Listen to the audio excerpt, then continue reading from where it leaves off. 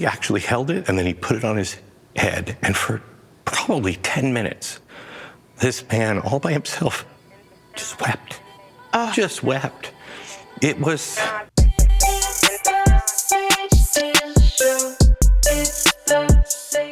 I probably should have had to go through massive amounts of security to be allowed in here. In Glenn Beck's museum.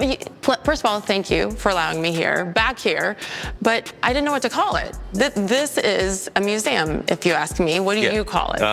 Right now it's kind of a museum, educational center, and storage facility. We're building a museum. We haven't broken ground on it, but we hope to in 2026. So when you say storage, like I have my little Cube Smart 10x14. This is a different kind of storage. Yeah. And especially when... Yeah, go in here. You have this kind of a door. I do want to go in here. And ladies and gentlemen, be ready. You have never seen anything like this. When I came to do your show a couple of months ago, you're like, hey, come across the street.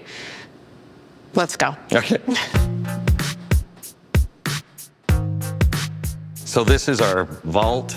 I'm told can withstand a tornado category 5. I don't want to test it. And we are in Texas, so that is important. We're in Texas, yeah. Mm-hmm. It's obviously all reinforced. It's got the latest in fire suppression that doesn't suck the air out of the room, so you die if you're caught in there. Mm-hmm. It doesn't leave any chemical residue. It somehow or another changes the makeup of fire and just puts it out. So no document, nothing would be destroyed in here. And humans could be in here. If there's a fire, it can put the suppression and doesn't affect humans. My goodness. It's amazing. I actually didn't know that existed. I didn't either. Maybe at the White House or somewhere like that. No, I didn't either. But well, when you have these, this is 1% of the collection. Most of the collection is in 2 different mountains. In the side of a mountain my goal was in 2008 was to, I had a prompting in prayer, and all I heard was clay pots. And I didn't know what that meant. And every time I prayed for like 6 months, it was clay pots, clay pots. I didn't know what that meant. And I'm on the air one day, and I said, the people that America is currently battling hate the freedoms that we have, hate the documents, they will destroy our history, everything. And I said, they will take our sacred American documents and destroy them. And when I said that, clay pots, I understood sacred documents, that's how we have the Dead Sea Scrolls, because people knew that they were coming for those. And so this group of people, they rolled them up, put them in clay pots, pushed them in the back of a cave. And it wasn't until about 1930 that some shepherd boy was out. He picks up some rocks, he throws them into a cave, and he hears the shattering of a pot. So he goes in and hears all these scrolls. So it was, I think, 1946, I think it actually happened. That is the reason why we have a separate group of documents. We say, no. We know this is true because this was found. And so you can A, B, and see that it's all true. That was the power of the Dead Sea Scrolls. This is what that is supposed to be. Should there ever be any trouble, these will all be locked away in a cave in a clay pot. So you were praying for anything in particular, for guidance, and the clay pots is what kept coming to you? Yeah, and I wasn't praying for guidance. I mean, I was praying for guidance every day. Sure. But I wasn't praying for anything, and it was just first it was clay pots. Then when I said that, I realized, and then the doors opened of start collecting. So we started collecting first American documents, the American founding documents. We now have the largest collection of founding documents outside of the Library of Congress and the National Archives. We're number 3. And then as it went over through the years, we started collecting. We now have the largest collection of Pilgrim documents and artifacts. And we went both directions, and we're up pretty solid, probably up until about 1970. But we have some holes in there that we're trying to fill. And then as you'll see, if we have time, I started looking at the American story, and to truly understand America, you have to understand its industry of film, which changed culture everywhere. I mean, we have the original Darth Vader mask. I can't wait to see that. And if you go to somebody, even probably in China, and say, "I am your father," they would know what that is. Yes. But that's an American story. It is not only written here in America, produced here in America, but it is the story of the little guy who doesn't necessarily want to be a hero, but sees something great in front of him and feels like, I gotta do that, and frees everything. So even that's an American story. If you're a homeowner, you need to listen to this. When is the last time you checked on your home title? That's the legal proof that you actually own your house. And if you're like me, the answer is never. The problem is that in today's AI and cyber world, scammers are stealing home titles and your equity is the target. Here's how it works. Criminals forge your signature on one document. They use a fake notary stamp, they pay a small fee to your county, and boom, your home title is transferred out of your name. And then they take out loans using your equity, or they even sell your property, and you won't even know it's happened until you get a collection or a foreclosure notice. It's crazy. That's why you gotta stop what you're doing and find out today if you're already a victim. Use promo code SAGE at HometitleLock.com to make sure your title is still in your name. You'll also get a free title history report and a 14-day free trial of their $1 million triple lock protection, 24/7 monitoring of your title, urgent alerts to any changes, and if fraud should happen, they're going to spend up to $1 million to fix it. So go to HometitleLock.com now. Use promo code SAGE. HometitleLock.com, promo code SAGE. So we've tried to preserve all of it. And the diversity of the stories is what is amazing to me, because it's almost, completely separate. Well, movies and entertainment, well, no. Yeah, no, It's all intertwined. And I try to collect the bad stuff too. I'm currently trying to get the government to revoke all the medals of honor for Wounded Knee. Everyone who is at Wounded Knee received a Medal of Honor. And when you see the numbers, you look at the charts, and you'll see, World War I, World War II, Vietnam. You'll see all of the conflicts. You go back this way, and you see Wounded Knee, way up there. Every single soldier that was there got one. Really? And it was because it was a horrid massacre. We have a large collection of things from Wounded Knee. Horrible massacre that happened because somebody from Washington came in the middle of the night and said, "You're not going to let them you're going to let them with their guns down there in the middle of the night? They're savages. They'll come up and kill us. Go down there and get their guns." And they're like, "Sir, we have it all worked out. We're going down in the morning. Everything's going to be fine." He made them ride down in the middle of the night. Something happened. Somebody's gun went off first. It's the middle of the night. They're all freaking out. We kill every man, woman, and child. Horrid. We then, as a government, give everybody there a Medal of Honor and say, "No, this was heroic. This battle was heroic." It wasn't a battle. It was a slaughter. And some of the guys committed suicide. Some of the guys threw them away. Some guys didn't accept them. Some guys took them and just lived with it. But those should not be in the registry of Medal of Honor. That was a cover-up. This is the beauty of what this room is, what this represents, and the fact that it's only 1% boggles my mind. But I didn't know that story. I guarantee the majority of Americans do not. If you don't know the bad, and we have everything, I can't say everything, a lot of the stuff that people say, bad, look at what America did. A lot of that is true. And I bet you I can outdo you on some of the things that are horrible. And I have the evidence that we did it. But that's an important part. It is. If you only have the good part, you'll be surprised by the bad part, and then you'll question everything. You have to know good and bad. I learned this by learning Winston Churchill. I love Churchill. What a hero that guy was. He was almost entirely alone. He saw the Cold War before anybody saw the Cold War. He saw World War II before anybody saw, Hitler coming. And a hero in his effort to stop it and save the West. However, when I finished reading about everything I could from there, I thought, you went to India. I want to read something from the Indian perspective. Interesting, yeah. He was a monster, an absolute monster. And he admits it later in life. He's like, I made horrible mistakes. So for a long time, I looked at those two and I went, I don't know how to put those together. Right. Was he a monster or was he a hero? And it dawned on me that this is what we're going through now with the country. Yes. And yeah. the answer to that, is Churchill a good guy or a bad guy? The answer is yes. He's both. We're both. But are we trying to get better or are we getting worse? Right. That's what matters. That's what matters with our souls, everything.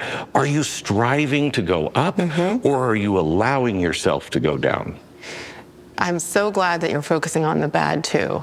And you look at the education system right now and things that are and aren't included, even though they did happen, the desecration of monuments throughout the country, that's sure, there's some painful memories and histories that go along with them. But isn't that as important to know as the good? Look, let me come over here. Yeah. So let's just take what we just went through with the monument. See that cannon out there? Yeah. That's from Gettysburg. Somebody spray painted on it, F the police. Oh, that was recent. Yeah. Yeah. Okay. That fought for the North, then was lost in a battle, it stood out front of the Southern White House during the war. Then it was brought up to Gettysburg. It was in front of the Southern Confederacy Museum. These little old ladies, okay? Somebody comes in, they firebomb the place, they spray paint that, and these little old ladies when I went up there, they were like, it's destroyed, it's, blah, blah, blah. We don't know what to do. And they couldn't sell it to anybody because it had been defaced. And I'm like, no, please tell me you didn't scrub that off. And they did, but you see the damage done to it, but they scrubbed that off. We have it because that cannon fought on both sides for the war, okay? And then 100-some years later, it was involved in it again. Yes. And it was the same battle. So the history, it just goes on and on and on. But if you want to talk slavery, these are from the tribes that were rounding their enemies and selling them to the white man. Did you know that? No. May I? Yeah, if you want to. So this happened. The culture was so different back then that when it was almost like, ancient Rome where you conquered, you get to keep the people. They're your slaves, okay? So these tribes would conquer each other, and then when the white man came, they figured we can sell them to them. So we did the bad. We took them. We brought them, over here. We enslaved them. But it wasn't that we went and took them. It was their own tribes because culture was entirely different back then. Okay, doesn't excuse anything. Sure. But that's the why. Yes. Which matters. Yes, it does. When you come over here, this is some of the stuff that we have from the Pilgrims. Bible that they brought over with them. The 1619 project says that this ship was full of slaves. Well, it's not. It's not, because we have the documents that show what was on this ship, okay? Indentured servants. What's the difference between slaves and indentured servants? An indentured servant is one that sells themselves in to limited slavery, and it's not anything close like slavery, but you are now an indentured servant for 7 years. You're paying back a debt. That's what was on the ship that they are reimagining, okay? Slavery started in America a long time before. We know because we have these two documents, and I don't remember which is which, but one of them is they're both from Spain. One is to Portugal or Brazil. I can't remember. Let me see if it says. No, it doesn't say on the back. But one of them is for South America, and the other one is from the governor of Cuba, saying there is a new outpost for Spain in Florida. Okay, St. Augustine. Yeah. So, Oldest city. and that's where the first slaves from Europe and from Africa came. St. Augustine, not by the English, but by the Spanish. Okay, in Florida. Yes, But yes. nobody knows this, and Yeah. this is from the 1500s. Where did you get this? There was a guy who'd collected his whole life, and he was selling it to the Smithsonian. The Smithsonian was willing to pay all kinds of money for it. And one of my people here talked to him and said, "Do you really want the federal government to have that?" Mm-hmm. And he thought about it, and so he sold it to us for a smaller price. But I think everything has to be held in private hands, because if the government owns everything, they can take section. I could today, yeah. I could take out the worst things about America and I could put them on display, and I could tell you how horrible America is if I have all of the stuff that's good and I can withhold it. I can do the opposite. It has to be in private hands. Never thought of that. Has to be. That absolutely makes sense. Otherwise, they have complete control of our history. And that's dangerous. It's scary. It is scary. It is scary. This is your Pilgrim area. Yeah, kind of. This is, let me show you this. This is from 1493. Oh my gosh. This is, we don't know what it says because it's in Cortesian. There are like 12 people that read Cortesian. But this is King Ferdinand's signature. This is Queen Isabella's signature. That whole thing. That whole thing? That whole thing, yeah. That seems to say more than Queen Isabella. Yeah. Oh, wow. It's so beautiful, too. It is, isn't it? And now they don't even teach penmanship in school, right? I know. This is remarkable. This is from 1492, I think. Oh, yeah. March 31st. March 31st, 1492. I'm fascinated by the plight of you. Because Nazi Germany was just the latest Holocaust. It has happened 19 different times, okay? And it's amazing how it's at a time of great struggle, great possible light, and great possible darkness. So we're sending the ships out to discover the new world in 1492 from Spain, from King Ferdinand and Queen Isabella. This is the same year, March of that year, signed by King Ferdinand. That is to punish someone because they helped some Jews escape with their money. Because a purge was happening the same year we were going over. Spain was purging all the Jews. Did you know that? No, like I feel like more of an idiot, and we're 5 minutes in. No, this is. Yeah, no, it's. What is this beautiful cannon? This cannon is from Jamestown. It came over on that ship that was talked about by the New York Times. There are 4 of them. Jamestown has 3 of them. We have the other.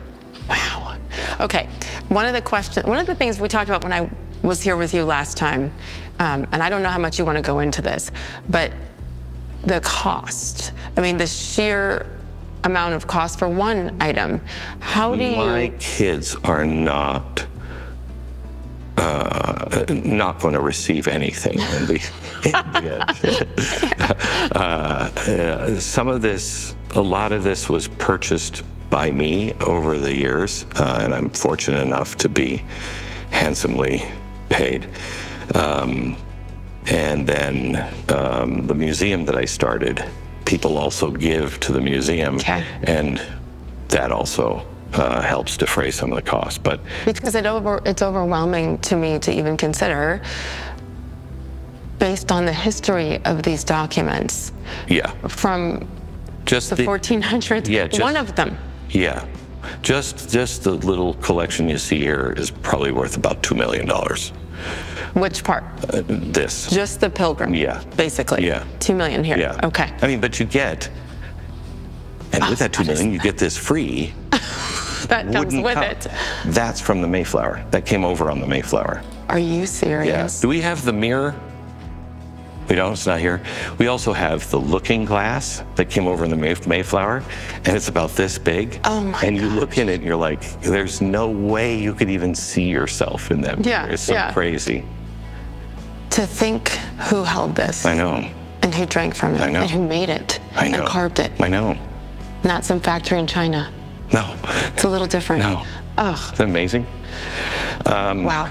Let's see. So Pilgrims. And so, by the way, how did you divide this up into sections? Is it just as things come? This is just, yeah, you go around and it in here it ends probably about 1950. Okay. We have another section that's just all about space. I am collecting progressive thought on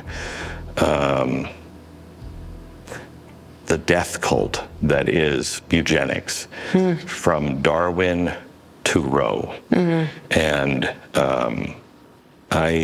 people don't understand that we taught the Nazis. We brought a lot of that to them. It was all here. A lot of the things that the Nazis implemented in the Nuremberg laws came from America. Okay? Either through Jim Crow laws or through eugenics. And we need to recognize that, okay? And then after it was over, what did we do? We went over and we took those same horrid doctors. Do we have the book of medicine? The same horrible, horrible doctors that were doing obscene things in the name of science here, that created this book by dissecting people many times alive. Oh my. This book, and also the main medical book, is in every hospital now, that talks about hypothermia and how that all came from the Nazi experiments, all of it. Okay, and then when we won the war, there were people that were too important that knew about these things, that could teach, that had done chemical warfare, that had done rocket warfare. Through the Operation Paperclip, which was an abomination, we brought them here and we whitewashed them and we introduced them back into our system. It's horrible. It's absolutely horrible and horrendous. But I'm showing that the lie of Darwin. Yeah. Let me go there here for a second. Yeah, please. So Darwin writes Origin of the Species, okay? And I'm not saying anything about Darwin that he was racist or anything like that, okay? But it's because of this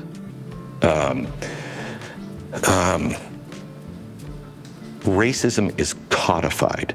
Before it was just a feeling. I just know, you just know. They're inferior, okay? I just know.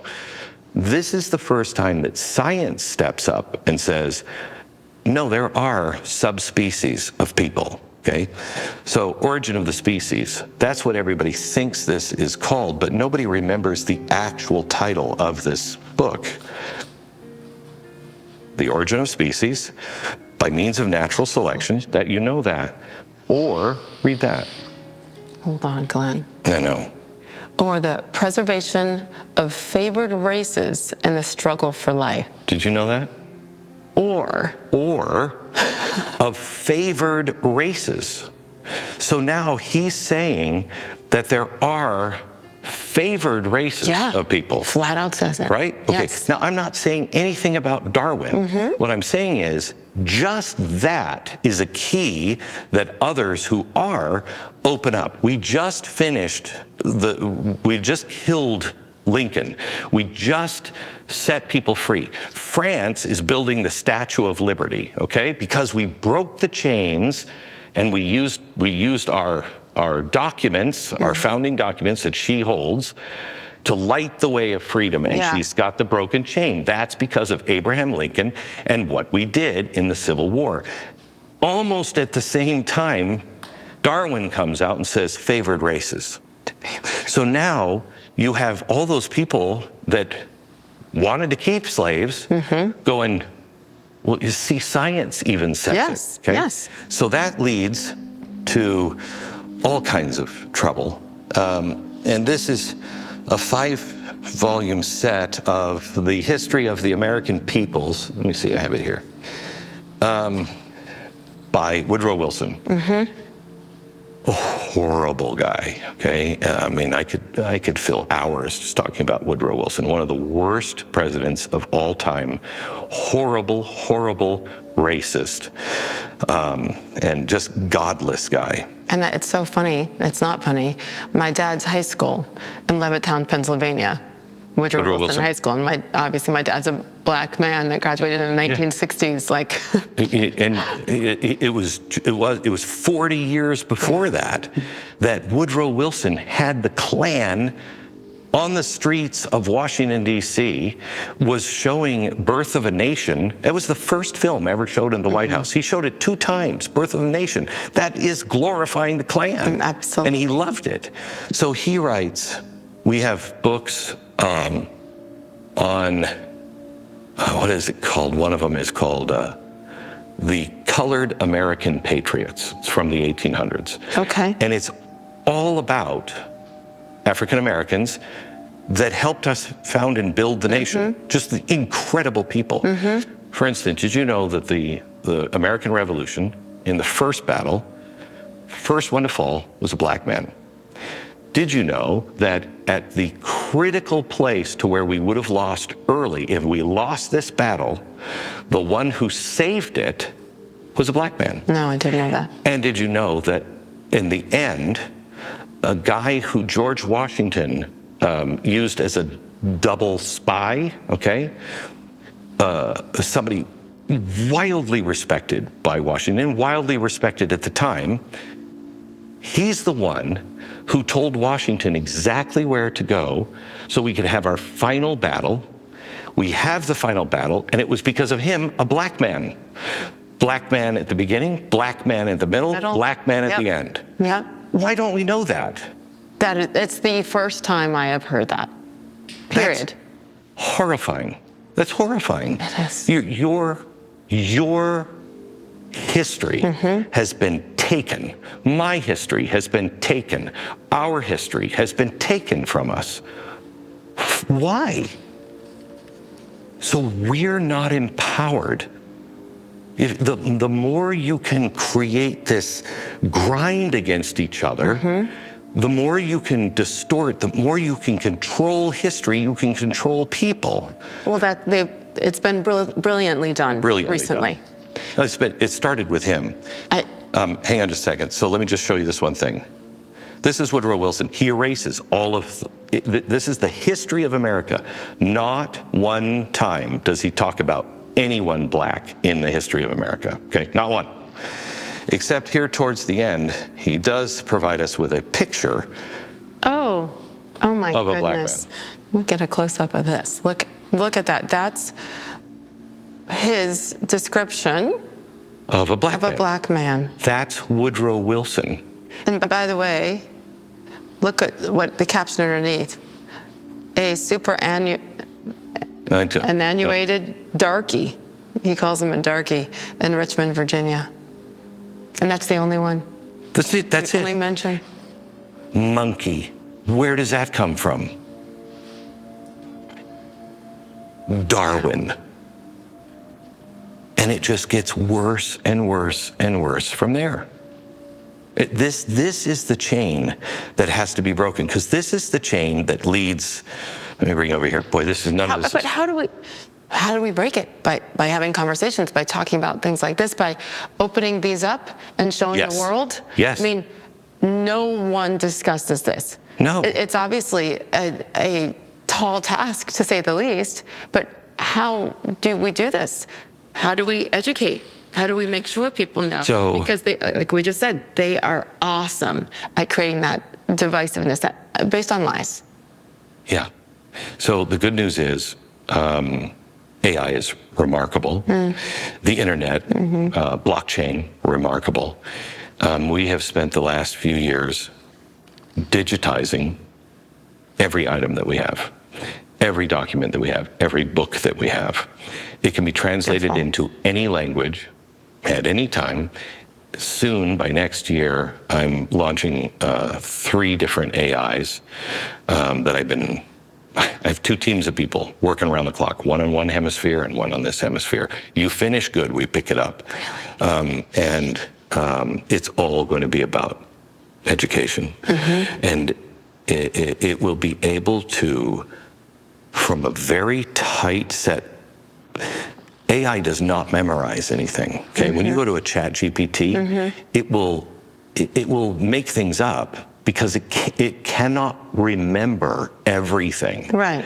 But if you take it into smaller chunks, and you put an electric fence around it and you do not allow it to go outside of that, okay? You pull from this knowledge, then it can memorize everything.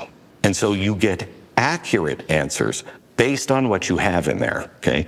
And if we have good history, bad history, all in there, then it can tell you, and it can teach, and it will adapt to you. It will say, oh, Sage Steele, you're an intelligent woman. What do you want to know about? It will speak at your level. I have an 8-year-old. Can you teach it to an 8-year-old? Easy. Yes. Boom. That comes out next year. Oh, really? Yeah. Oh, wow. Very excited. Been working on it for... Yeah, for how long? We've been working on the digitizing of everything for 3 years, 4 years. Nonstop. And I've been working on the AI for 8 months. And that's where, I mean, that's where everything is now. Right? I've been hesitant and just kind of like, no, I'm not doing that. I'm not going there. And have to. We have to. You have we have to. And You'll thank be God. left behind. Absolutely. Yeah. Let me take you through a couple of other things. This is just real quick. Lincoln is an amazing story in and of himself, but we have several pieces of Lincoln's story. So this is a note that he sends to the Speaker of the Senate or Speaker of the House, I can't remember, Speaker of the Senate. And he says, hey, don't adjourn. Don't adjourn. I know what you're working on. I have a better idea. His better idea is the Emancipation Proclamation. Oh, goodness. Oh, my God. It was a better idea. Yeah, right? I'd say. Oh, my gosh. Let me see. Where is the... and that's 14. When is it? I'm sorry. 1862. July 15th, Where is the Gettysburg Address? Okay. Oh, my God. By the way, who's this young man? Is he one Mike. of your He's one of the guys, yeah. Basically. He's always bad news for me because I will find something and I'll be like, Mike, look what I just found. And then he'll do research and be like, no, it's not real, or it's not what they say it is. Okay, we need to see your face. Yeah. Come on in, since he has you working around the clock on this stuff, right? Yeah. And this is what? So this is Gettysburg Address. So he writes, he throws away, this is what we think. Correct me if I'm wrong, Mike, because you will. We think that there were 2 copies at the time that he gives the speech, but we know he gives the speech that he used to read the speech from. He gave that to a New York reporter because the guy came up and said, Mr. Lincoln, that was a great speech. You have a copy of it? And he said, sure, gives it to him. The guy copies it and then throws that original away. So during the war, to raise money for the dead and the wounded, the families and the wounded, he writes 2 extra copies. I was just with the president a couple of weeks ago, and he took me up to the Lincoln bedroom where he wrote this. Oh my gosh. And they have one of the original copies. This is a high digital copy from the Lincoln Library. Oh my but gosh. They had one of the originals, and he said to me, Glenn, that's the Gettysburg Address. And somebody who was with him said, that's the one? That's the original? And I said, it's one of the 4. Yes. But yes, it's one of the originals. But knowing just knowing that there are 4 of them. This is one from the Lincoln Library, and this one says that this nation under God, which we've always said it that way. We've always known it that way, and people will say, "Well, see, we have been always a nation under God." But 2 of the copies don't say that. I don't know why he left it out, but 2 copies he wrote, "in this nation under God." It's one thing if it's once. If it's twice, that's intentional. It's weird. I don't know why. I've never heard a reason why. Interesting. Can I ask you what that was like when President Trump took you up there to Lincoln's bedroom? Awesome. And what he was like? He is like I am. Probably when you came here the first time, and I was showing you, it's like a kid in a candy store, you know. And he, it was so cool because he spent like an hour and a half showing my wife and I around, just talking to us. And the whole time, at first there's like 4 people following him around, and they say, "Mr. President, the National Security Council is waiting for you." And he's like, "Yeah, tell him I'll be right with him. I'm going to take him up to the Lincoln bedroom."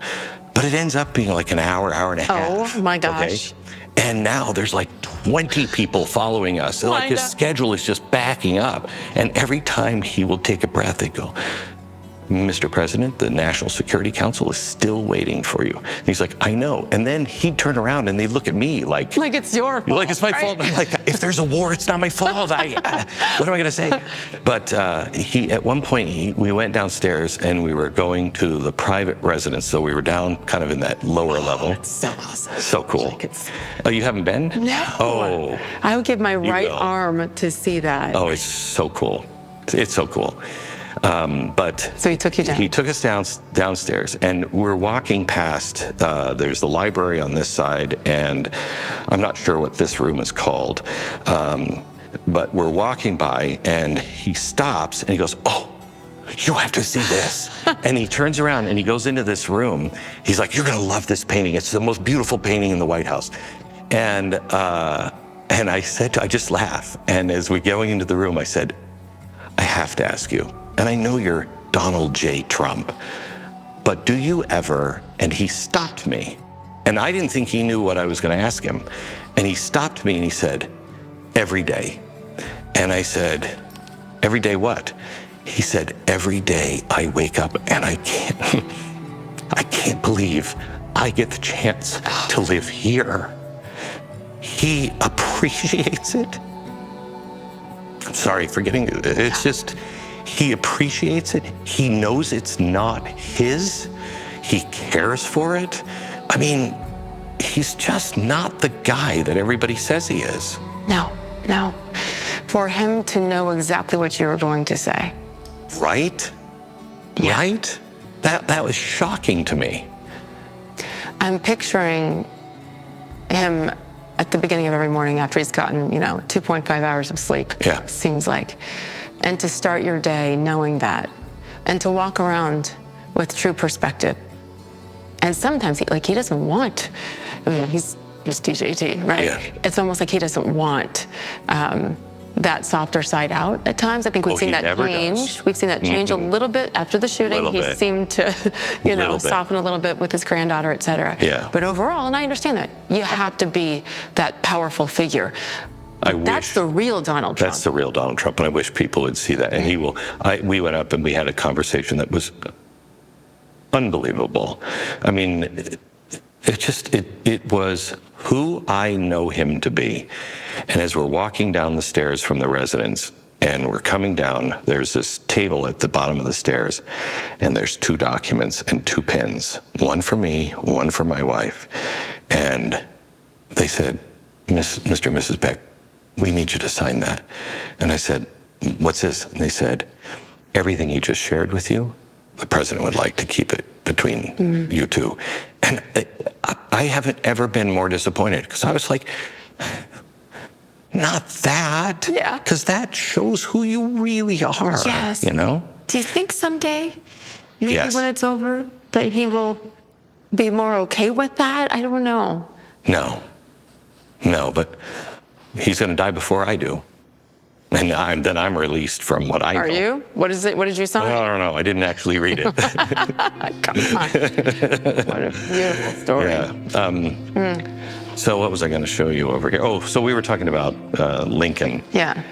So this is part of Lincoln's collar, this part of his collar, because they shot him right here. And it just treated him horribly. Okay, he's bleeding. This is the reason why this is, you see, it's this stained with the blood. No way. We have his cuff from his shirt. It's about this big. And it's all stained with blood. You have that? Yeah, I have it in the mountain. That one's in the mountain. Oh my gosh. And I mean, I feel like I could say this about every item. How did you get that? I don't know. I have people like Mike who are just like little, I don't know, little. And so the process, come on in, Mike, is the process that you will discover something, and I'm going to just lean into you since I have a microphone. You will discover something and do the homework, do the research, bring it to Glenn, and what happens from there? Go ahead. And part of it, as you know, is everyone's grandma has something, and just seeing what's actually true compared to what's been passed through in family trees during the whole time. And part of it too is when you consider what's going to go in that clay pot for future generations, there's only so much space in that clay pot. Is how much value does it have to the American story? So he and the rest of the team, there's what, 4 or 5? About that. Yeah, that are, they're watching auctions all over the world. We bought that in Poland a few months back. We found it up for sale in Poland. Never does that come up for sale. And so then one of the guys, comes to me, comes to the museum and says, here's what we found. It's real. It's at this price. Do you want to buy it? And either the museum or I buy it. I imagine those discussions can continue on for a while. Yeah. Oh my. Some of them are really fast. I mean, like some of them end in me begging because of the AI stuff I'm doing. I've depleted my wife won't let me buy anything. So, and a Norman Rockwell with George Washington standing up at the mountain doing this. I've seen that picture forever. And it hasn't been for sale since it was painted. And it's coming up for auction tomorrow. I believe so. And I can't buy it. Why? I don't have the money. Oh, so it's that much. Oh, yeah. No. You usually have the money. Yeah, no, it's going to be very, very expensive. And does that pain you? I feel like pains me because I tried to guilt my wife into it because there was a J.C. Leyendecker painting that was on the front of the Saturday Evening Post. You've seen it before. It's this colonial guy with the bell and he's ringing it and he was the town crier. And that hadn't been up for sale since 1937. And it came up for sale. And I said to my wife, and her response always is, oh God, what is it going to cost this time? and I said, it's going to be around 300. And she said, not a penny more. And I said, but it might be not a penny more. So I go to the auction and I had it. I know I had it. And the guy. Were you there? No, ma'am. Okay. And the guy we were at 280 or something. And he had waited a long time. You could tell he was thinking, I don't know. I said 300. And usually, as soon as he said 280, 300. And I thought for sure, because I snapped so fast, and 300 is another emotional barrier. And he waited, going once, going twice, 320. No. And my wife had said, not a dime over. And so I go home, and I'm fine. I'm totally fine. I did what my wife said. I get home. I walk into the house, into the kitchen. She said, did you get it? And I said, no. She said, what did it go for? And I said, 320.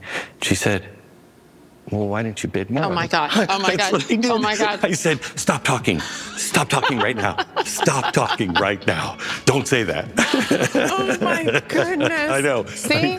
You're listening. You this is what listen, happens when you listen to us. Oh, Listen to us. No, that's. I always listen to my wife because she's usually right. Smart man. But what you said you just got this? so this is extraordinarily rare. You don't find them, and they don't come up for sale. This is from a prisoner in Auschwitz. This is the matching number, pants, and hat. We know who it came from.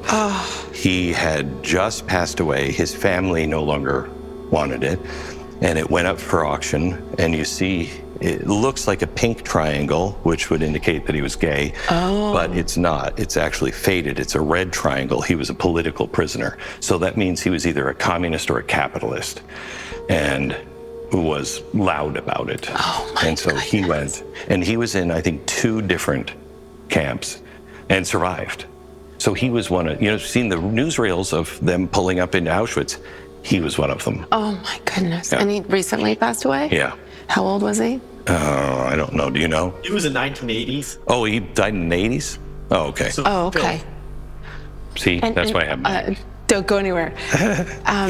And we know this, but to see this up close and in person, small Small man. Small guy. And quite often it seems to have been that way. But Touch it if you want. really? I want to feel like the thickness. Oh, wow. This is, I think mean, there's something when you touch something, it imprints on you, to touch something that was on a man who was tortured, suffered. Worked almost to death.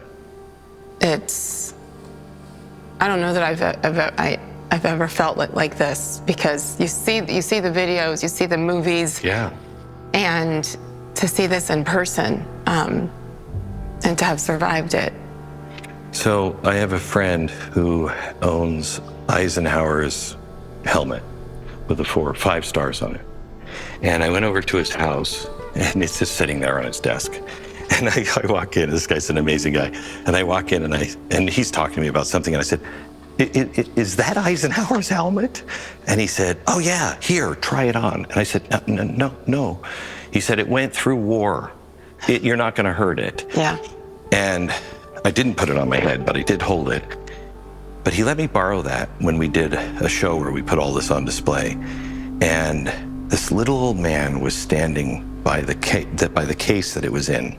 And I was up on a catwalk, and I was just watching people, seeing what was moving people. Yeah. And this little man about this big, he stood in front of that case, and he just looked at that helmet. And I came down and I said, that means something to you? And he said, he was my general. I was on the beach on D-Day. He's the one. And so I went around and I took it out and I said, you have to wear it. And he said, had my reaction, no. And I said, no, you have to at least hold it.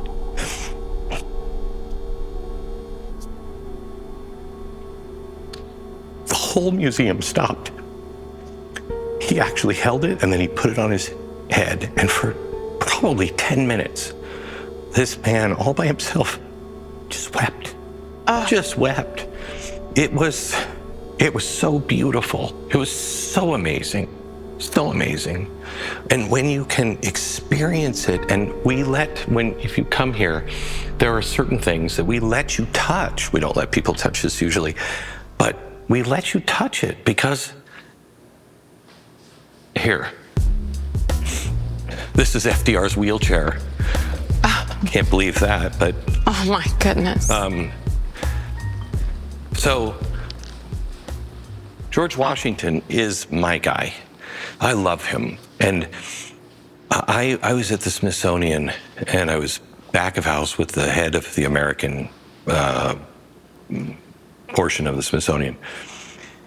And I said, I am looking for something bad on George Washington, because I can tell you everything bad on Abraham Lincoln. There's a lot of bad stuff on Abraham Lincoln, and not the stuff that everybody says. Most of that stuff's not true. I mean, he was with prostitutes and everything else before he became president. And, I could tell you all of that because it shapes the man. You have to know those things. And I said, I cannot find anything bad on George Washington. And he said, he smiled, he said, yeah, he's a hard one. He said, but I have something. And so he opens up this drawer, and in it is a newspaper, and it's the time of his second run for president, okay?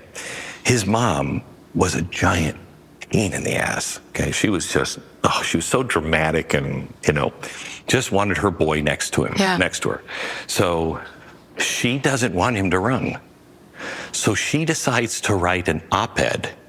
So the Smithsonian guy says to me, I've got something bad. And he shows me the op-ed written by George Washington's mother. Do you know what she said? You can't hire him to be president. You cannot vote for him to be president a second time. He's extravagant. If you knew what he spent every month on ice cream alone, you'd be horrified. Stop. That's the worst. Stop it. That's the worst. Oh my God. Yeah, so he's like, he tried to be a better man. We try to teach that he never told a lie by lying about him. The cherry tree thing didn't happen. He didn't have wooden teeth. I mean, the story of his teeth is far worse than wooden teeth. People are like, that would be uncomfortable. No, he was so embarrassed by his teeth. That's why he always was smiling and looking like that. He was so embarrassed by his teeth. I think by the time he became president, he only had one tooth left, and he would wear contraptions. He wanted to look presentable. So without anesthesia, he goes to the dentist and they drill holes into his mouth and fit old teeth in there. No anesthesia. No, thank you. Give me a break. No, thank you. Oh my gosh. But he wanted to look decent for people. Yes. So he's 13 years old. He becomes a surveyor. He's making maps, and we have some of his maps that he made. This is from Lord Fairfax. Ever heard of Fairfax County? Yeah, Virginia. Okay. Lord Fairfax. Oh. This is him asking a 17-year-old George Washington, will you make a map of Virginia for us? What? Yeah, isn't that crazy? Oh my goodness. Okay, so he's making maps. So cool. He had this to be able to measure for his maps. Oh, I remember those. Okay, you remember? Yes. Okay, so he only got one. He got it on his 13th birthday.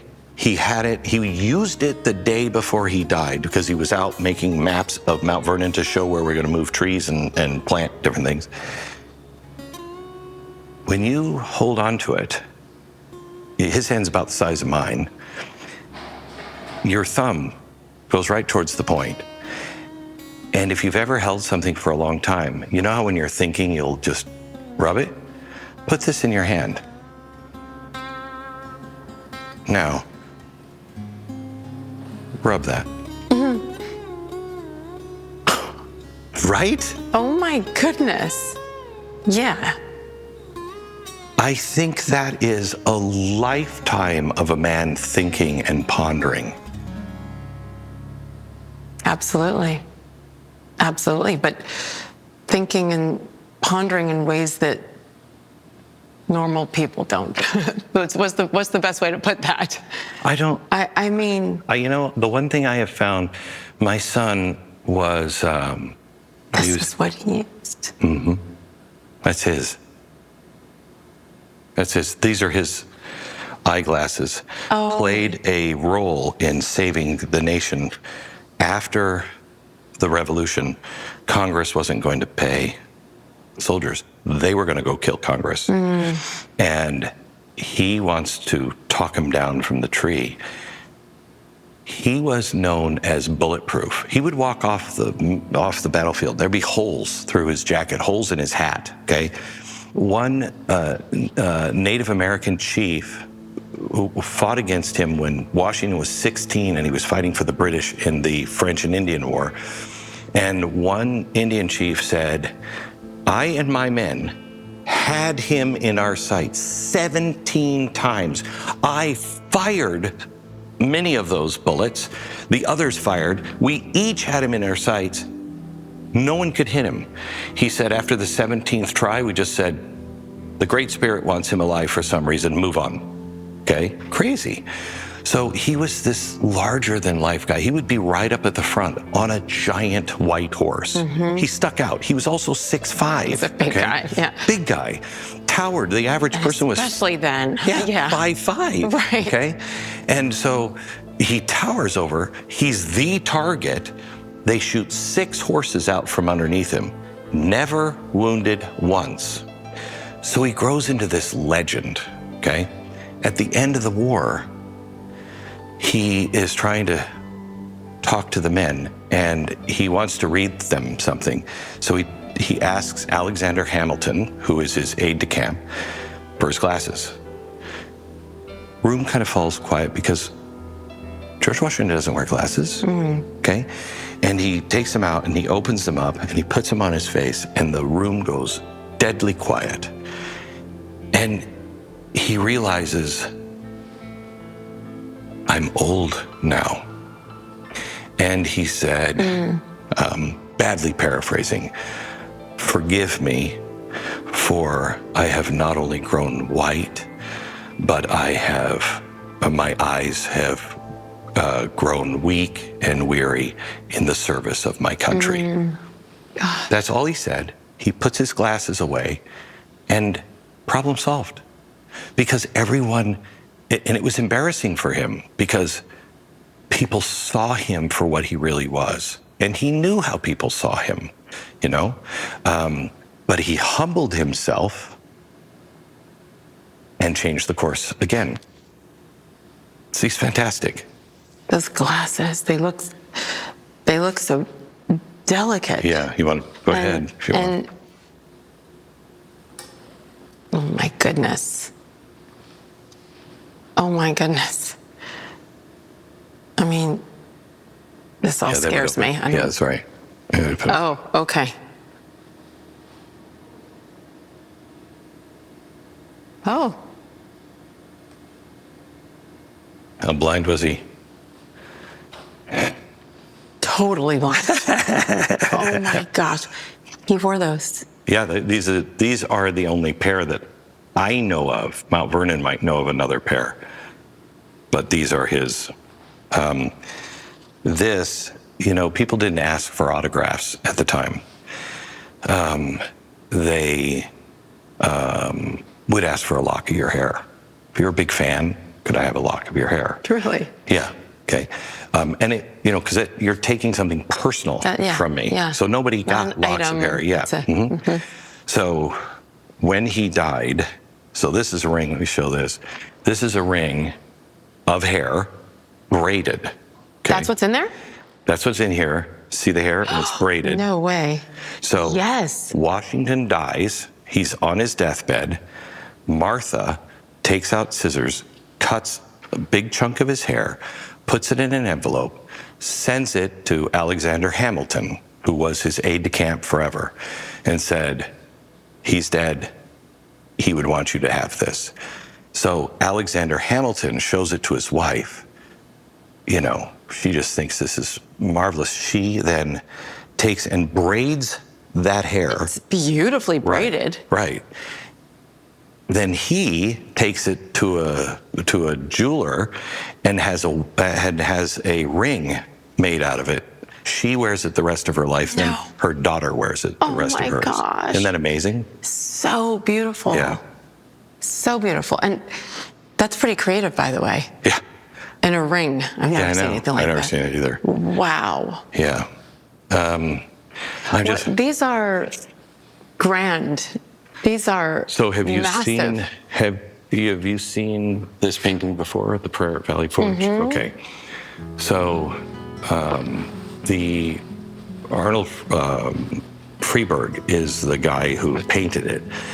And he's the guy who did all of the Cecil B. DeMille stuff. So Okay. he was the guy who did all of the design work for like the 10 Commandments and everything else. And he painted this, and it's the prayer at Valley Forge. Just, It's remarkable, isn't it? yes.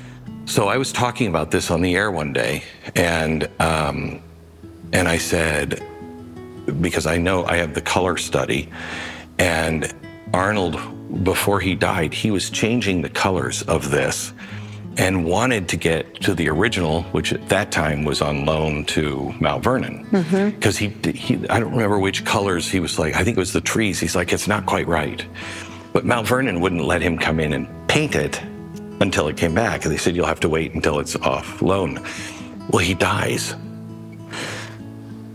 And he was such a perfectionist, but one huge thing is wrong in it. How do we know this story is true? This is really important because it's either true or it's not, okay? And this is to show George Washington beseeching God for Yes. protection, okay? And so, but he didn't believe in God, remember? He's a deist. Well, is this true or not? We know this is true because of a guy named Isaac Potts, who was on the other side of the battle. He was actually a Tory. He was for the king. And he owns property adjacent to Valley Forge. He's kind of keeping his eye on these Americans, and he sees General Washington get onto his horse and ride into the forest. He takes his horse and rides on the other side of the forest, ties him up, and then comes and snakes through the forest, is behind one of these trees, listening. So here's what's wrong. George Washington, and we know this from all kinds of documentation, he never prayed like that. He prayed like this, and he would say, Lord, help us. I beseech you to help us. So that's the only reason why we know this happened, is because somebody was in the trees listening to him. Then he gets back on his horse and he rides home to his wife. Remember, they're Tories. And he comes into the house and he says, honey, we've got to change sides. We're on the wrong side. Any man that speaks to God like that, God will listen. My goodness. Yeah. It's incredible. And the detail, the time Yeah. of day with the sun, I know. reflection there, the horse's eyes. Like, you feel like you're there. I know, it's an amazing with that. piece. Yes. This is an 1820 copy. If you've you seen the Declaration of Independence? I haven't seen it. Okay. When you go to Washington, Yeah. go into the National Archives, and it's an amazing document, but it is so faded you can barely see the words. Okay. Reason being, in 1820, they wanted to make a copy of it. Okay. This is called the Stone Edition, and this is part of the copy that they made from that time. Okay. And what they did is they took paper just like that, and they put solvent on top of the Declaration of Independence to loosen up that ink. They put rice paper down, pressed it, pulled it up so they could make an engraving, so they could make these. Oh my gosh. Oh gosh, that makes me. That's why you stand in front of it now and you're like, I can barely see it. Oh my goodness. Yeah. It's because they made that. This is an 1826 or 27 engraving of the first draft of the Declaration of Independence. This is all in Thomas Jefferson's handwriting. And you'll see that B. Franklin made an edit right here. Oh my goodness. J. Adams made an edit there. Oh my goodness. Yeah. And what Mr. Adams. he says in this is, you want to talk about our history being stolen from us. You want to talk about us intentionally being driven against each other. Listen to this. This is we hold these things to be self-evident. This is the promise. This is the mission statement of America, okay? To the king, we feel it's necessary to tell you when we want to break apart. It's incumbent upon us as decent people to tell you why we have to break apart, okay? So they start with humility. Yeah. And they say, and I'm paraphrasing, because you don't know us. We've been trying to tell you, but you won't listen to us. We hold these things to be self-evident, okay? Yeah. So the things that we found self-evident still do, he didn't, okay? What do you mean all men are created? I'm the king, okay? So all of these things are foreign to him. And it says, and we believe that governments are instituted among men to protect those rights. And if a government becomes hostile to those rights, it is incumbent, it is the right and the duty to overthrow the shackles of that. But this is the key, and replace it with a government more likely to protect those rights, okay? So you can't just say, I disagree because taxes or whatever. Right. You have to have a plan like they did. They're telling the king, we're not just breaking apart from you. The mission statement, this is what we're going to build, okay? You have to think of the Constitution as a owner's manual, okay? Okay. That'll tell you how it works, okay? But if you don't know what it is, you don't know if it's a race car or a truck, you drive them differently. Yeah, you're you know right. what I mean? Yeah. This tells us what we're trying to build. The Constitution tells us how to build it. Beautiful. Okay? So then they lay out this beautiful vision. Then they say, and here's what you've done to us. These are called the usurpations. And they're all 1 or 2 lines. And they take two pages, 2 full pages, and about a page and a half down, you'll see something different. And this is not in this draft, and I'll explain why in a minute. But here it says,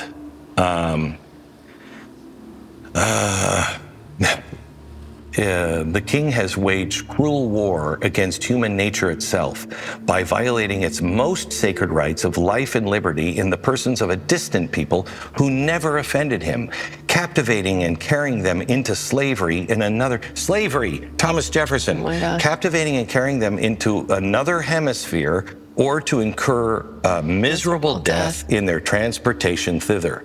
This piratical warfare, the opprobrium of underlined infidel powers, is the warfare of the, look at this, printed and underlined. And bold almost, yeah. Right? Christian king.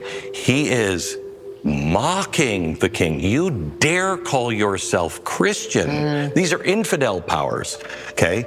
The king of Great Britain, who is determined to keep an open market where men should be bought and sold. Why would he capitalize that? Men, that's it. Why would he do just the men? There's no women. Right, but I think he means it in a broader sense. He capitalizes, remember, he's thinking the king is going to read that. This is a letter to the king. Okay. This is not to post it on a door. This is a letter to the king. He wants the king to see men. And my theory is to remember, we hold these truths to be self-evident that all men are created equal. There's no subspecies here. You don't call slaves men. Here's Thomas Jefferson alone writing this, saying men. And then he goes on to say everything the king did to stop us, okay? We want to abolish slavery. Yeah. Now, it's not in this document because the one word that's missing from the top of this is unanimous. The unanimous declaration. Oh, yeah. Because they all had to agree. How many states, or how many colonies out of the 13 colonies disagreed with this? How many voted against putting this in the final draft? 2. South Carolina and Georgia. Now, wait, what? I thought Virginia. I thought we were built on slavery. Yeah. We relished slavery. 11 states said we want to abolish it right now. Oh my goodness. Why don't we know that? No. Once again, we're going to manipulate and divide. Oh my gosh. Crazy. No, that's significant. Yeah. When you explain that. Question for some men. I've spent my whole life wondering, no, I can't. There's a book out about Thomas Jefferson called The American Sphinx, because he can't understand him, because he's complicated. He owned slaves, but he was against slavery and yada, yada, yada. He's not complicated. He's not. He's a product of his time. He cannot get rid of his slaves until he's dead, because that was the law at the time. Yet when he dies, he can't release them because he's in debt. That's furniture to the state, to the banks. You can't give away, if I'm in debt, I can't just give away all my stuff. That's going up against what I borrowed from the bank. Yes. You know what I mean? So he can't give them away, but he fights his whole life trying to stop it.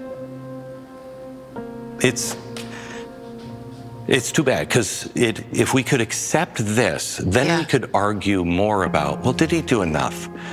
What did he do? We could argue about the real man, not the cartoon character of he's either an evil slave owner or he's a hero. None of us are.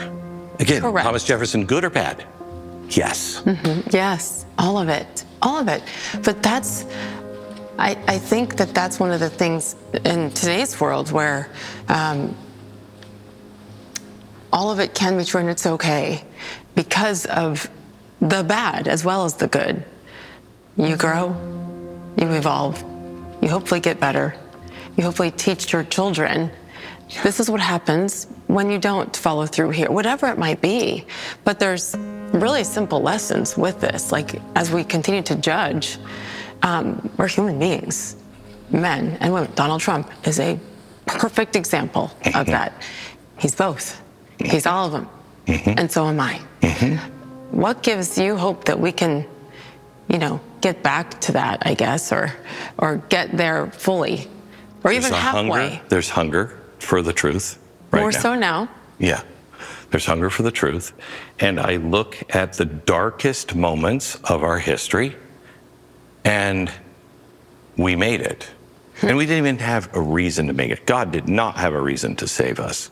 He didn't. Do you know we lost every single battle up until the proclamation of Thanksgiving?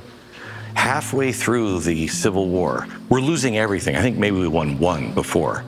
Halfway through, Gettysburg happens.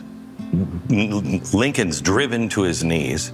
He realizes we have got to praise God and thank him for our blessings. No matter what happens, we've got to thank him for the blessings that we all enjoy, even in these dark hours. He makes a national day of prayer. We win every battle but one after that. I mean, all we have to do is just turn back. Just turn back and recognize God, praise God, even for the worst things. Yeah. I just will always go back to you when this began, and the prayer and the clay pots. Do we have the clay pot?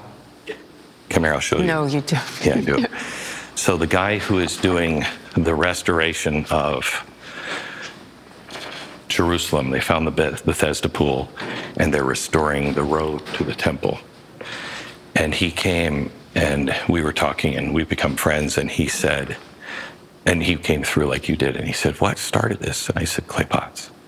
So the next time he came, he brought me a 2,000-year-old clay pot.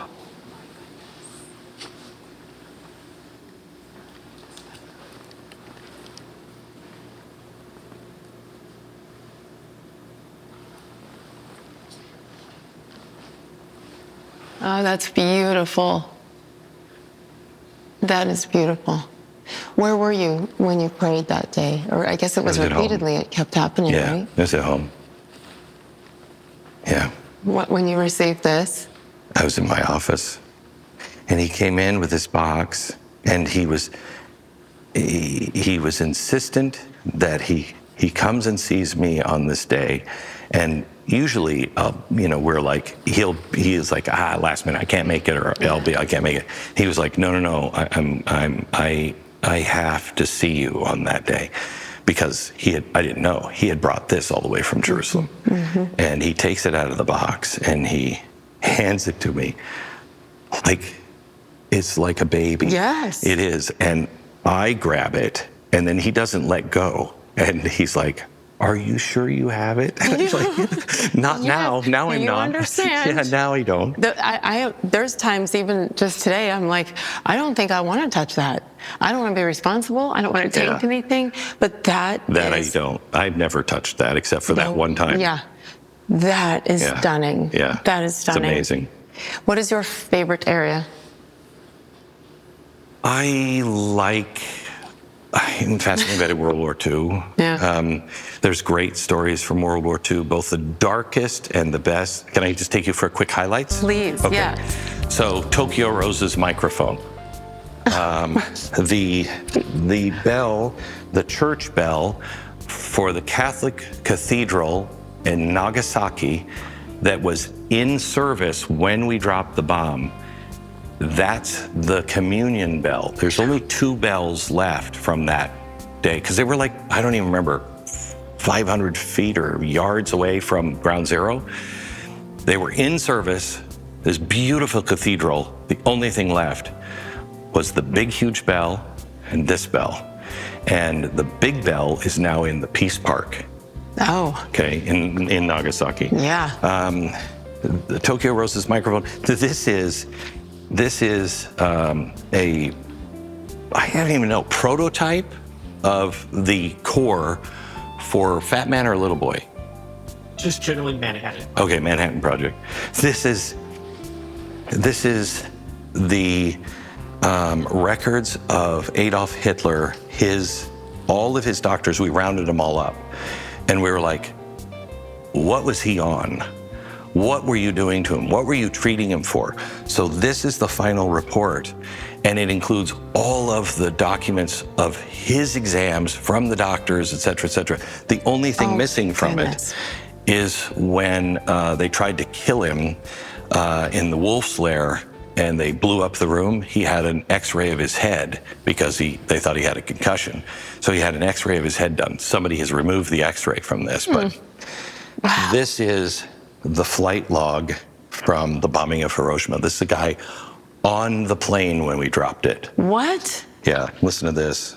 So he's making notes all along to say, this is what is happening. So he goes on, we started the engines at 0227, we taxied out, blah, blah, blah. And he tells about the whole trip. At some point, he says, it's a little weird because we don't know what this thing can do, but we know it's the most powerful thing, and it's sitting here behind us, and we're all a little freaked out by it. Yeah. And then they activate it, and he's like, now we're really freaked out by it? Oh my God. So he says here, we are loaded, the bomb is now alive, and it's a funny feeling, it's right in the back of you. He talks about seeing the city, and we're ready to go. Here, we turned off our IP and had about a 4-minute run on a perfectly open target. So he says before this, I'm going to stop writing because we're about to drop the bomb, and I'll come back, okay? So then he comes back. This is where he was before, and then they've dropped the bomb, and he writes this. We turned off our IP. We had about 4-minute run, perfectly open target. Tom synchronized on his briefed AP and let go. For the next minute, no one knew what to expect. The bombardier and the right seat jockey or pilot both forgot to put on their dark glasses and therefore witnessed the flash, which was terrific. Then, in about 15 seconds after the flash, there were 2 very distinct slaps on the ship. Then, that was all the physical effects we felt. We then turned the ship so we could observe. There were in front of our eyes, without a doubt, the greatest explosion man has ever witnessed. 3 exclamation points. Yeah. The city was 9/10 covered with smoke of a boiling nature which seemed to undulate, buildings blowing up, and a large column of a white cloud which in less than 3 minutes reached 30,000 feet, then went to at least 50,000 feet. I am certain the entire crew felt this experience was more than any human had ever thought possible. It just seems impossible to comprehend. Just how many Japs did we kill? I honestly have a feeling of groping for words to explain this. I might say, my God, what have we done? Isn't that amazing? Good. So when you're in school, you're taught that America is horrible. Here's the guy who was on the plane that dropped it saying, we all felt, dear God, what have we done? What have we done? And The humanity. we dropped 70 million of these leaflets on the Japanese in 10 cities, including Nagasaki and Hiroshima. And it says on it, get out of the city. We are not in a battle with you. Your city has been targeted because it makes arms, okay? And you're an industrial base. Please, within the next 7 days, one of these cities is going to be hit. You're going to need food, water, and shelter. Please leave. No nation has ever done that. No. Never. No. No. This, by the way, That is incredible. These are Japanese coins before the bomb. This is a stack of coins No way. after. Marble before, same marble after. Oh my gosh. Look at this.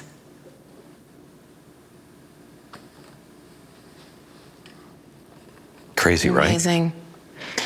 Amazing. Enigma machine.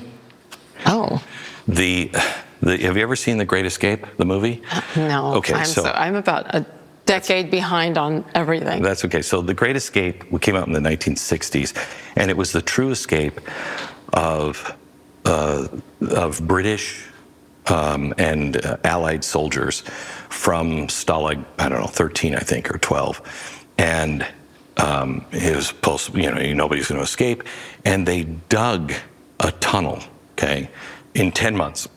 Remarkable. That's the map that they made. All of them got together and said, can you remember where train stations were, where things were? They made that map.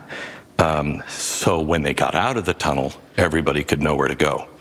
Because my wife won't let me buy anything, I had to trade a whole bunch of stuff for this week. This is extraordinary. What? This is 1941. It's called the POW watch. Oh my gosh. It's a Rolex. It's an early chronograph, okay? And it's not fancy, it's not polished, nothing. But there's a handful of these. And the reason why they're called the POW watch is because the guy who started Rolex and was head of Rolex wanted to do something for the guys in the prison camps. So he sent a box of these to these guys. What? Yeah. So, and he said, distribute them any way you want and don't worry about paying, okay? So when they got them, they went, wait a minute, we can time things. So we now can time exactly how long it takes to get from here to there, how long it takes for the changing of the guard, how long before they come back. So because of these, Yes. they were sitting there. Okay, clean it up, guys, clean it up. Just 20 more seconds. Isn't that incredible? That's insane. All these little just things. got this. Just this week, I just got this. That's so cool. It's so neat. It's I so mean, neat. so I would be at a restaurant and be like, You know what I like you about want to this? know what time it is? You know what I like about this? It is the least flashy watch of all time. And it's a Rolex. It's Yeah. like the Yeah, but antithesis of what you would right. think. And it doesn't, you can barely see the crown. You can barely tell this is a Rolex. And you had it hidden. Yeah. Nobody knows what it is. That's what I but like. You know what it is. I know what it is. Exactly. An Enigma machine, the only picture of Lincoln and John Wilkes Booth. Neville Chamberlain letter, a painting done by a prisoner signed with a number. He did not survive, came from Auschwitz. The award for IG Farben for being such a great company. made the Zyklon B. That's what that award was for. That hung in their lobby for a while, signed by Adolf Hitler. This is Adolf Hitler's acceptance speech when he first wins. Whoa. And he said, there's a whole book on that speech because of the way it's written. And in it, he says, don't use the word victory. Victory only comes from war. I mean, really kind of a spooky dude. He wrote that. That's original. That's original. That's his hand. Yeah.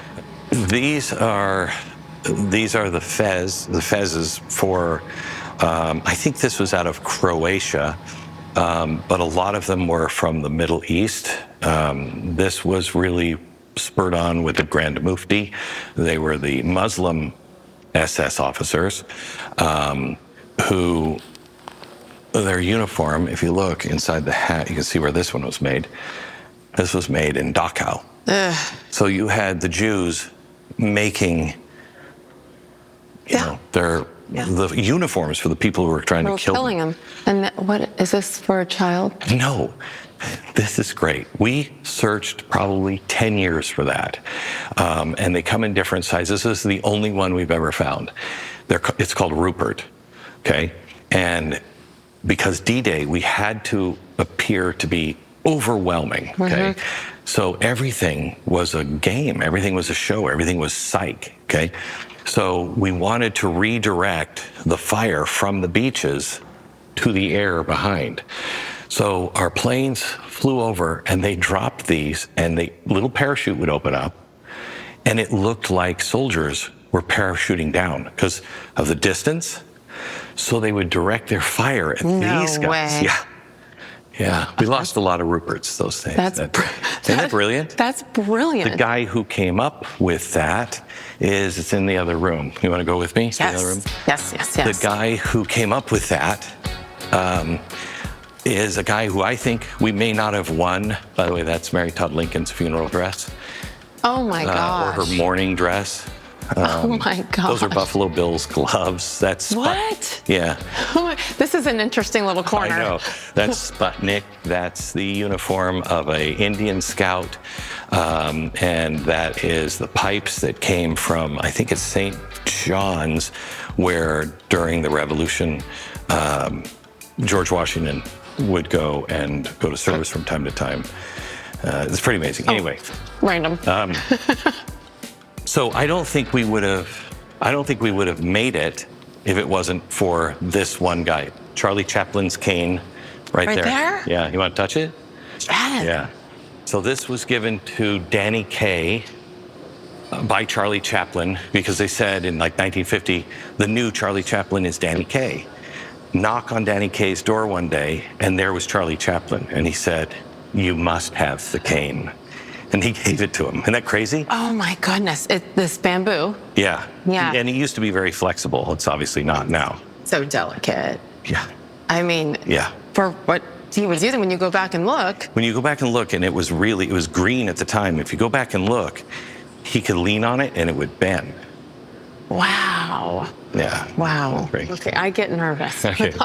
So the guy, the Nazis invade France, and Churchill knows we cannot let the Germans get those factories. If they start churning out tanks and airplanes and ships, we're doomed. Right. We have to stop those, but we can't bomb them because they're so inaccurate. I think it was only 5% of the bombs landed within, or 10% landed within 5 miles. Okay. And so we were just shoving them out the back. And so we can't do that because we'll hit more houses than we'll hit the target. And the French will say, thank you. We thought Hitler was bad. Thank you. So he went to his guy, who was this really brilliant guy, and he said, I need you to come up with a way to make those factories stop. And he said, got it, I'm on it. So he went to his office, and he went to his guys in his office and said, I need you to get 100 rats. And the head guy said, rats? What are you gonna do with rats? He said, I want you to put a bomb in their butt. Okay? We're rolling on this, right? A bomb in their butt. You got it? So here's the rat, with the bomb. This is the only one we know to be in existence. They made 100 of these. He put them in a box, brought them back to Churchill, and said, "Here you go." And Churchill said, "What do you mean?" He said, "You get these to the French underground. You give the guy who's in the French underground, give him a rat. He'll put it in his pocket. He'll go down to the furnace where they're shoveling coal into the furnace, which makes the factory work, and let him just drop one of these rats in the coal pile. The guy's not going to pick it up and throw it away. He's just going to shovel it into the furnace. It will blow up the machinery. It won't kill anybody, but it'll stop all the factories." Didn't work because Churchill put them on a plane and dropped them from the sky to the French underground, 5 miles away from the target. So it landed right at the feet of the Nazis. My gosh. So the good news is, there's 2 great endings to this story. Good news is, there were tons of Nazis whose job it was, while they were in France, to go around all the important buildings, because the Nazis thought they're going to blow up all of our important buildings, where our headquarters. So there was a whole group of Nazis that spent their entire time in France going around these important buildings, picking up dead rats and looking at their butts, okay? Which I love. The other part of this is, the guy who came up with this is Ian Fleming. Ian Fleming's the guy who wrote James Bond. Oh my goodness. James Bond, in the series, a guy named Q makes all of the gadgets based on the guy who put the bomb in the rat. In the butt. Isn't that great? It's amazing. Yeah. So that's from Skyfall behind you. That's from James Bond. Oh, wow. Okay. This is here because everyone knows that James Bond drives an Aston Martin. Okay. Not accurate to the books. He actually drove one of these. It's a Bentley blower. Okay. This was a race car from Le Mans in 1934. So the Bentley race. Get up in the light a little bit. The Bentley race team, they weren't hired by Bentley. In fact, he didn't think that it was a smart idea to go racing. But they were all World War I flying ace pilots that were all daredevils and addicted to adrenaline when they got back home, and very wealthy. And so they went to Bentley and said, "We want to drive race cars, build these for us." So each one was made for each driver. They had to buy 50 to be able to be in Le Mans, okay? Some of them became spies, international spies, because they would be all over the continent, and the government would say, "Hey, just find out this, will you?" They were all playboys, okay? They all were addicted to danger. Sound like anybody yet? And so if you look them up, you will see there's this great picture of one of these just twisted and destroyed in a accident. They took it back to one of their castles, their big dining hall, where they were going to have dinner that night to celebrate their win. And it's all these white tablecloths, this mangled Bentley, and all of the Bentley boys in white tie and tuxedos with the most beautiful women ever. Yes. Ian Fleming knew about these guys. James Bond drove this because it was a Bentley boy. It was based on one of these guys that just is not afraid of anything. Yep. You know what I mean? And so it's kind of like history just ties everything together. Absolutely. And almost makes, the world even smaller. It's like somehow all these little dots are connected, but you don't know unless you know. Right. And I mean, this is perfection. Yeah. This is yours. No, right? this is James. This is Daniel Craig's. Oh, man. Yeah, this is Daniel Craig's. That is beautiful. Yeah. That from is Skyfall. beautiful. That is a flag from the landing on D-Day. Oh, through here. Okay, we'll get a shot of that. Yeah. This is the fireproof cowl from, which one? Batman Begins? Yeah, with Christian Bale. Oh, really? This is the Princess Bride, if you've ever seen that movie. Yes.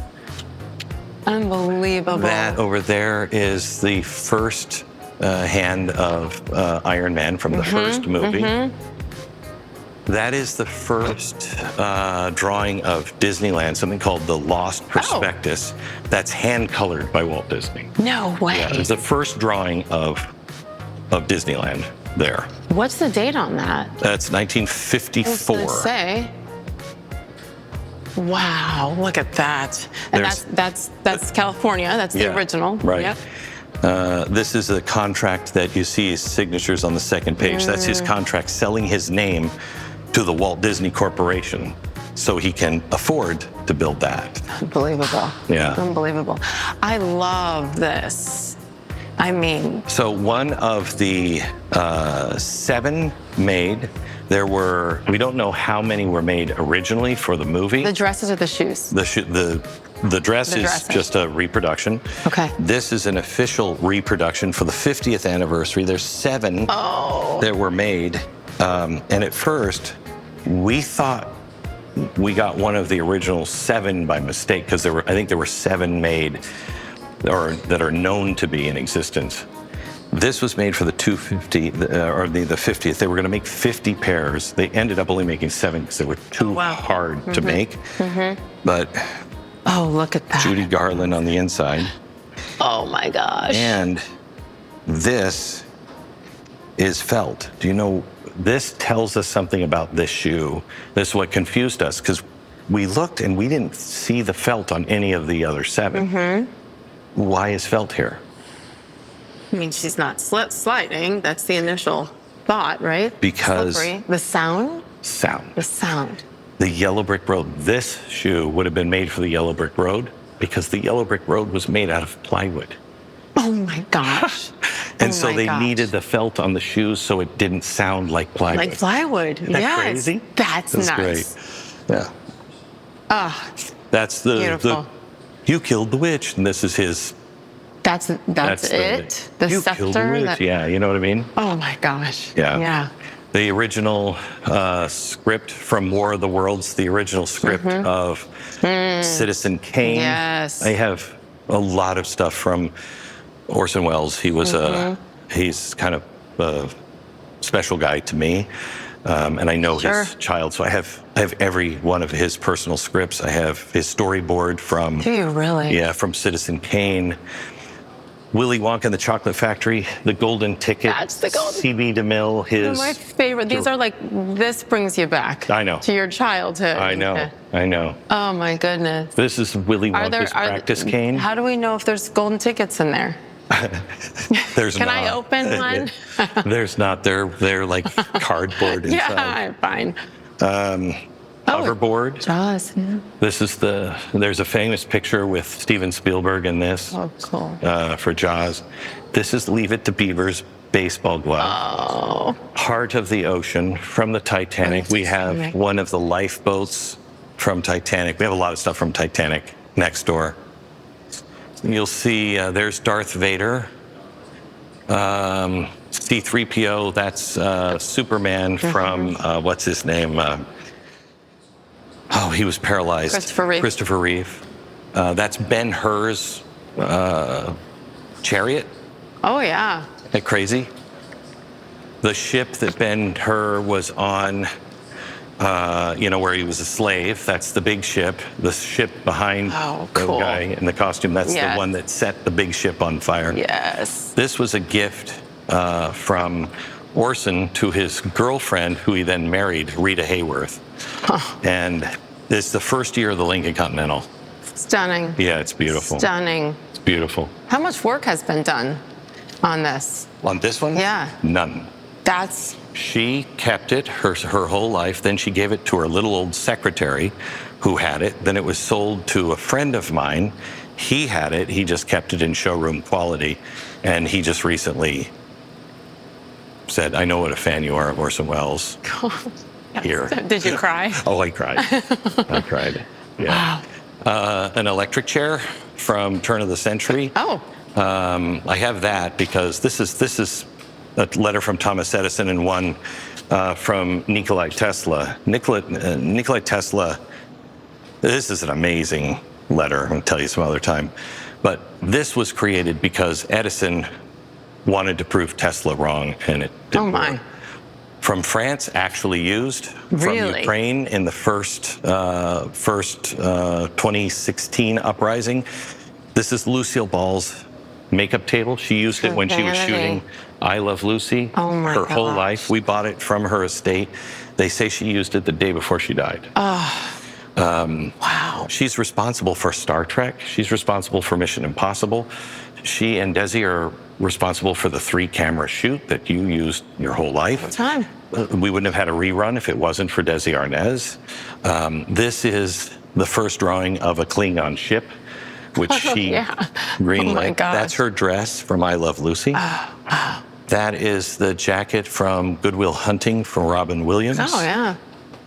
So this is, You'll love this. These are the 10 Commandments made for Cecil B. DeMille out of the stone. oh, Yeah, that's actual stone from Mount Sinai.